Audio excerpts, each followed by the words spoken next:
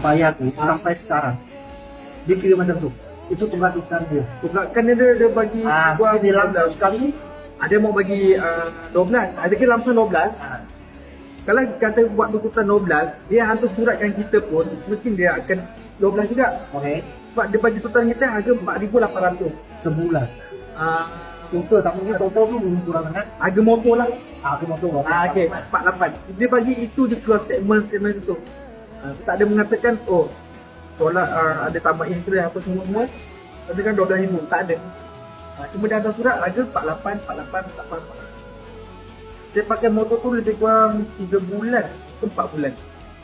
Dia kurang. Lepas tu hilang. Lepas tu dia tak nak tolong saya macam tu. Tapi ini kena bayar balik dekat itu kedai motor kan. Ya betul.